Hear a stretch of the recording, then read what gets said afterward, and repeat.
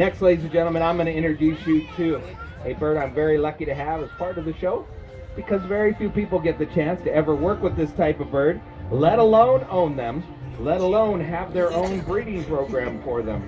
And now we are talking about one of the largest flying birds in the world, the Andean condors. Now please don't mix these up with smaller California condors. I know those guys get a lot of attention in the news, but there are two types of condors, both endangered. It's just the larger comes from South America. Well, tonight you're going to meet the youngest of my 5 condors that live with me. Now, this young lady was originally born at the Buffalo Zoo in New York, and I was allowed to bring her home when she was just 1 day old. And at that point, she was so small, she actually fit under my seat for the plane ride home. Now, she wouldn't quite fit there. She turns 20 years old next month. She weighs almost 25 pounds and has a wingspan of almost 10 feet. Now I'm going to try to fly her in from my portable tower right over there. And because the wind is blowing hard that way, she may end up going behind the trailer. Like I said, if she lands on the grass out there, we'll just jog her on in. But I'm hoping that she could just meet the challenge and figure out how to come in a little sideways and land right here. Because when she's really feeling good, she even lands on my arm. And we're the only ones crazy enough to have a condor land on a human arm. So it's pretty cool if we can pull it off. But we'll see what happens. You might get a slow motion wind tunnel flight.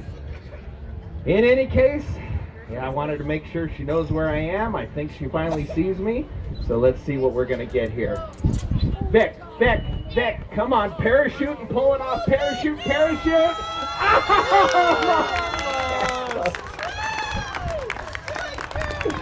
But you got the parachuting part down. That was good. There you go. Oh, that makes a good photo. You guys got that on photo? All right, send me a copy. That's a good one. Ladies and gentlemen, Andean, come on out, Vicki. We're still going to do the show. I know. She says, hey, that was enough. Woo. Andean condors are so big they can't actually fly like regular birds. Their chest muscles simply aren't strong enough to be able to pump their wings and allow the birds to take off from level ground. So instead, they tend to live high in the mountains in the Andes above 10,000 feet, where they can run and launch themselves like a big hang glider and then just soar wherever they need to go. Now, since condors are the largest of the vulture family, the only place they need to go is searching for carrion, or animals that have already died. See, I told you she'd go back in the trailer. She's like, look, I'll be out behind the studio in my trailer. Call me when you need me. Oh, hi. Yes. Now, since these guys are the largest of the vulture family, the only place they need to go is searching for carrion, or animals that have already died. And the types of animals they find up in those Andes include goats and sheep and even llamas. Well, now that the numbers of those animals are all coming back up, the chance for condors to make a full recovery is pretty good, but we need to keep helping them. You see, they breed so slow on their own, 1 baby every other year, and they're not even ready to breed until they're over 10 years old. So if we can keep releasing birds to help that population grow, we can make sure they have plenty of birds in the wild. That's where Vicki comes in. In a couple more years, we're going to retire her from doing programs. She's been living next door to a new boyfriend named Ed. They've only been around each other for a year, and actually, they don't even look at each other.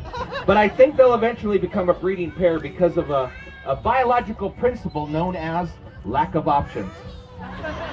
Once they do start to show interest in each other, then we can retire them from the shows, put them up in one of our huge condor breeding flights, and then hopefully start to raise Andean condors without human contact so we can send those youngsters to the Andes for release to the wild.